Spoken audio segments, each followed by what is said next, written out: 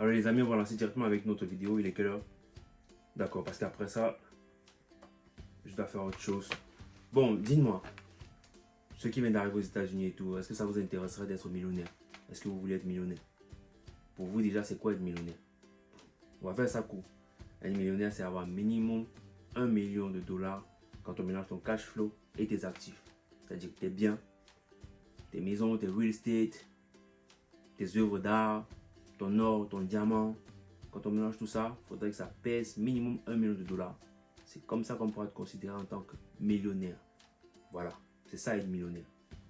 Maintenant les amis, pour vous, comment est-ce qu'on peut devenir millionnaire aux États-Unis? Comment s'y prendre? Bon, moi je dirais, ça pourrait être par l'école déjà. Oui, l'école.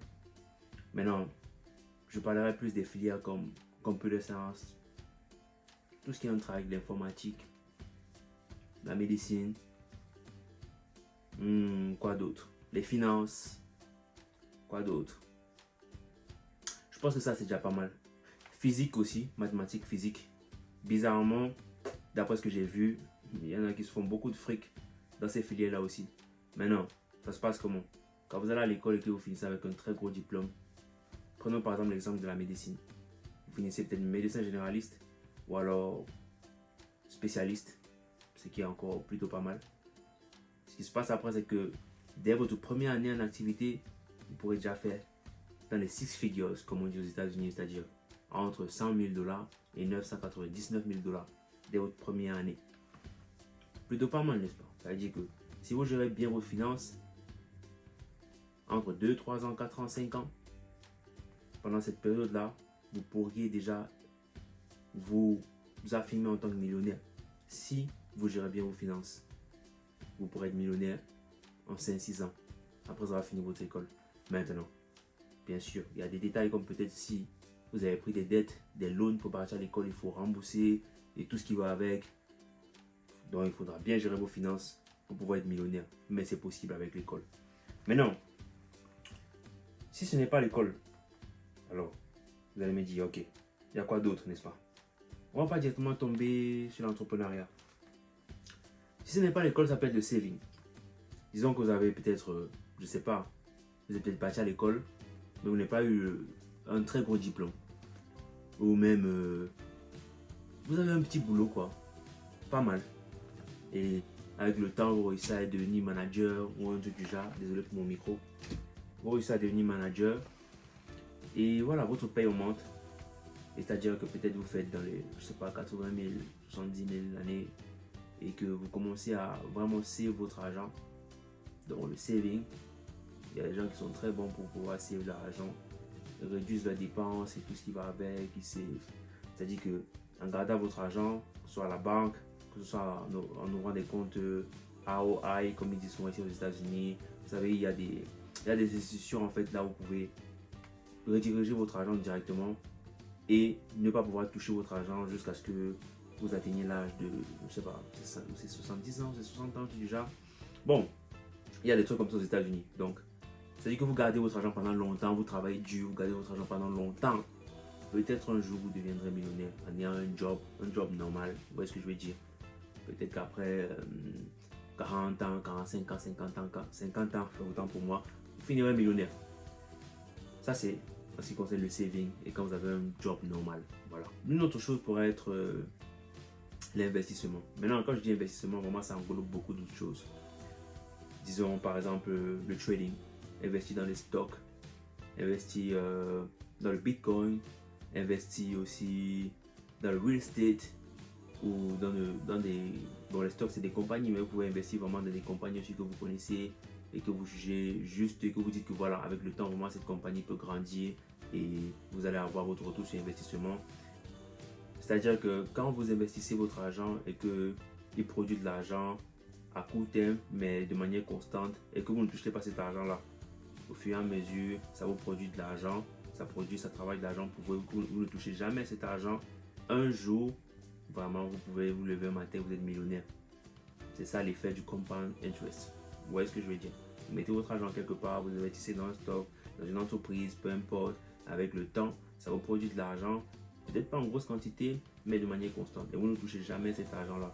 Un jour, vous allez vous lever de votre lit, peut-être vous serez millionnaire. Il y a des investissements qui peuvent vous donner de l'argent du jour au lendemain, mais les Américains misent plus sur le compound interest, right? Like compound effects.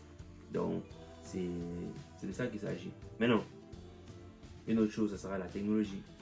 Si vous sortez avec l'idée du siècle ou l'invention du siècle, vous voyez, dernièrement, on a eu ChatGPT, et tout ce qui va avec. Maintenant, vous pouvez prendre ChatGPT, créer autre chose, je sais pas, ou peut-être développer un nouveau téléphone, développer un nouveau gadget. Si le truc prend de l'ampleur, vraiment, il n'y a rien à faire. Vous pourrez devenir millionnaire du jour au lendemain, vous voyez. Vous créez un truc de même échelle que ce que les Elon Musk et tout créent. Du jour au lendemain, vous pouvez devenir millionnaire. Ça aussi, ça marche pas mal aux États-Unis. Vous voyez les gens de la Silicon Valley et tout ce qui va avec. Et là, on va parler de l'immobilier. L'immobilier aussi, c'est un moyen de devenir riche qui est assez sûr. C'est aussi un investissement, et j'ai déjà parlé d'investissement, mais je préfère mettre l'immobilier de son côté. Pourquoi? Parce que l'immobilier en lui seul, vraiment, c'est un investissement que les gens ne jouent pas avec ça. Les gens, ils prennent ça très au sérieux parce que c'est un truc vraiment qui est plus ou moins sûr par rapport aux autres types d'investissements. Vous voyez ce que je veux dire? Parce que avec du temps, quand vous prenez par exemple, vous achetez par exemple une maison, vous achetez par exemple un immeuble, peu importe, et que vous mettez en location, déjà vous avez un agent qui rentre peut-être tous les mois et tout ce qui va avec, mais aussi avec le temps, il y a de la valeur ajoutée, c'est-à-dire que votre truc, avec le temps, votre truc prend encore plus de valeur. Vous voyez ce que je veux dire? Et donc ça fait en sorte que si vous voulez même vendre ça plus tard, vous pouvez vendre à un prix encore plus cher. Vous voyez ce que je veux dire? Vous pouvez vendre ça encore plus cher et vous pouvez encore faire plus de fric. C'est-à-dire que, en gros, l'immobilier, c'est vraiment quelque chose que les gens investissent beaucoup à l'intérieur, même quand ils font un peu de sous, même les gens qui font aussi beaucoup d'argent, ils investissent beaucoup dans l'immobilier parce qu'avec le temps, c'est quelque chose qui peut vous faire devenir millionnaire. Il n'y a rien à faire. Vous voyez ce que je dis? C'est vraiment sûr pour beaucoup de personnes, ça marche pour beaucoup de personnes et voilà. Donc l'immobilier, c'est vraiment quelque chose à considérer si vous voulez devenir millionnaire aux États-Unis. Maintenant, après tout ça, la dernière chose dont je vais parler, c'est l'entrepreneuriat. Maintenant, vraiment, je pense que beaucoup de gens auraient cru que j'aurais commencé même par l'entrepreneuriat. Ouais, mais après le reste, ça n'aurait pas été intéressant. Donc c'est mieux que je finisse par l'entrepreneuriat. Maintenant, ce qui se passe avec l'entrepreneuriat, c'est qu'à l'intérieur, pour moi, il y a beaucoup de types de personnes. On va commencer par les business owners. Les business owners, pour moi, ce n'est pas vraiment des entrepreneurs, même si on peut les mettre dans la case de l'entrepreneuriat quand même. Mais ce n'est pas des entrepreneurs pour moi parce qu'un business owner, c'est par exemple une personne qui ouvre, par exemple, disons, un petit shop là à café. Vous voyez ce que je veux dire là où il sert juste du café. Et maintenant, disons que une personne s'arrête là-bas un jour et demande, je sais pas moi, du thé. Et il dit non, lui, il fait juste du café, il fait pas du thé. Deuxième personne s'arrête, demande du thé, il fait pas, il dit non, il fait pas du thé, il fait juste du café. Troisième personne, et ainsi de suite. C'est-à-dire que lui, il est concentré sur son business model. Et c'est que non, lui, il vend du café et c'est tout. Maintenant, si les gens qui viennent dans son café ont d'autres problèmes, lui, il s'en fout. C'est pas son problème. Vous voyez un peu? Là, c'est un business owner. Et lui, il veut seulement faire son argent avec son café. C'est tout ce qu'il fait. Vous voyez ce que je veux dire? C'est pas trop mal, mais pour moi, c'est pas vraiment un entrepreneur parce que voilà, l'entrepreneur ne dit pas non comme ça. Parce que si la personne qui te demande du thé, la personne a l'argent pour payer. Donc, tu dois trouver le moyen de. Et si 2-3 personnes te demandent du thé, tu dois comprendre que voilà, il y a demande, tu vois. Donc, si tu es un entrepreneur, tu dois intégrer ça dans ton marché. Bon, c'est juste pour dire. Même en étant business owner, tu peux devenir millionnaire si ton business prend de l'envol. Comme par exemple, dernièrement, j'ai vu sur TikTok la femme qui vend des, je pense, elle vend des crêpes au caviar et tout ce qui va avec. Alors, je suis sûr que là, elle doit être forcément dans les six figures. Et donc, vas-y, c'est qu'elle est sûre, je suis presque sûr qu'elle est millionnaire là maintenant. Voilà. Ou peut-être pas, mais c'est possible. Pour dire, quand tu es business owner et que ton business prend vraiment de l'ampleur et de la notoriété, tu peux devenir millionnaire même si tu ne vends qu'un truc. Vous voyez ce que je veux dire? Maintenant, après, vous avez les businessmen. Les businessmen, pour moi, personnellement, c'est une personne qui est juste concentrée et qui veut juste faire son argent en fait. La personne veut juste faire de l'argent, c'est-à-dire que s'il y a une opportunité, la personne n'hésite pas, la personne va direct, la personne fait ce qu'il a à faire, il empoche son argent et il passe à une autre activité. Vous voyez ce que je veux dire? C'est-à-dire que la personne va faire par exemple du dropshipping aujourd'hui, faire son argent et tout. Après, quand le dropshipping ne marche plus, il va aller faire du e-commerce, ou il va aller faire Amazon FBA, ou il va aller faire, c'est-à-dire c'est un businessman, mais lui il veut juste son argent. Il n'est pas forcément là pour plus ça s'arrête là en fait. Dès qu'il a son argent, ça va. Il n'y a plus rien à faire. Lui il veut son argent. Il est juste about his money. just making money. That's it. You know what I'm saying? Pour moi, ça c'est le businessman. Et businessman, bien sûr, tu peux devenir millionnaire. Bien sûr, tu peux devenir millionnaire si tu es un businessman parce que si tu t'appliques dans le dropshipping et que le dropshipping passe, vas-y, tu peux faire 1 million, 1,5 million, peu importe. Tu peux faire beaucoup d'argent avant de tomber dans le FBA, avant de tomber dans... C'est-à-dire que tu vas, tu montes, tu descends, tu vas à droite, à gauche, mais tu sais au moins ce que tu fais. Vraiment, tu es concentré à chaque fois et tu fais ton argent. Et après, tu peux peut-être faire du Bitcoin, après, peu importe. Mais voilà, tu peux aussi devenir millionnaire, c'est possible. Il y a beaucoup de gens qui font ça aux États-Unis.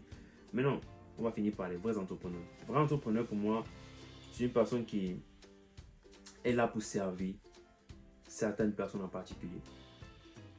Donc, il n'est pas là juste pour faire de l'argent, mais en même temps, il est là pour créer ce qu'on appelle wealth generation, right?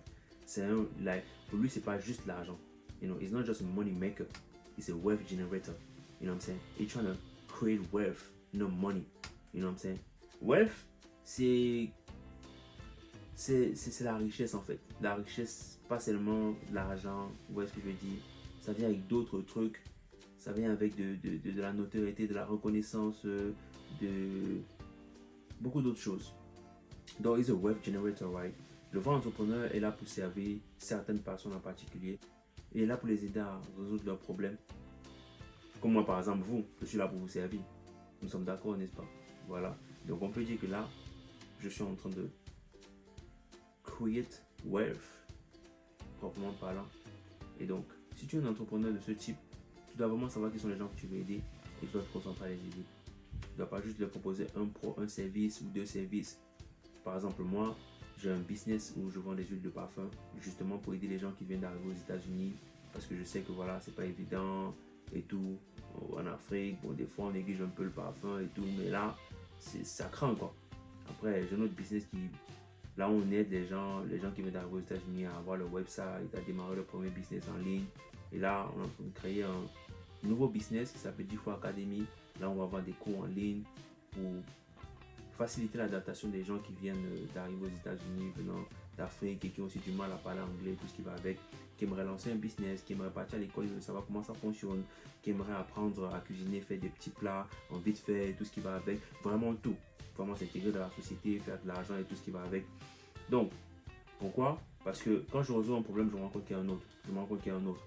Je vends par exemple des huiles de parfum, je me rends compte que beaucoup demandent genre, est-ce qu'il n'y a pas vraiment quelque chose qui va nous permettre d'apprendre l'anglais un peu plus rapidement? Est-ce qu'il n'y a pas vraiment ceci? Est-ce qu'il n'y a pas vraiment cela? Et c'est ça en fait, pour moi, un vrai entrepreneur. Un entrepreneur, c'est celui qui est là pour servir certaines personnes et qui s'arrange à résoudre le maximum des problèmes de ces personnes. Donc, c'est de ça qu'il s'agit. Maintenant, quand tu es un entrepreneur et que tu as ce genre d'objectif, c'est clair que tu vas faire beaucoup d'argent. C'est clair que tu seras millionnaire. Mais ce qui est encore mieux, c'est que c'est clair que tu vas laisser des traces sur terre avant de partir. Au moins, même si cette vidéo, par exemple, que je vais poster, après 10 ans, il y a une personne qui va tomber dessus, que ça va aider. Je fais d'autres vidéos, après 10 ans, il y a d'autres personnes qui vont tomber dessus, ça va aussi aider. Vous voyez ce que je veux dire? C'est-à-dire que même après ma mort, il y a toujours des gens qui vont bénéficier de mon contenu et ce qui va avec. Et pour moi, c'est un vrai entrepreneur.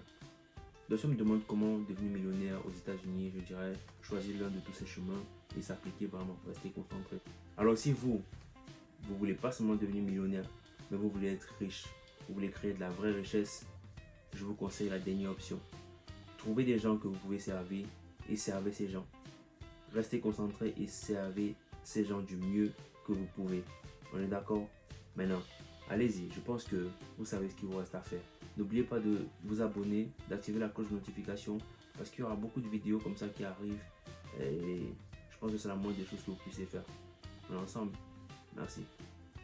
N'hésitez pas à checker mes autres chaînes, Mr. DJF là où je fais de la musique et Mr. DJF Live là où je vous montre à quoi ressemble mon quotidien aux États-Unis, mes amusements et tout ce qui va avec. Et donc les gars, cherchez l'argent d'une manière ou d'une autre. Choisissez, restez concentrés et cherchez l'argent parce que vous n'êtes pas venu aux États-Unis pour rire, vous n'êtes pas venu aux États-Unis pour caresser qui que ce soit.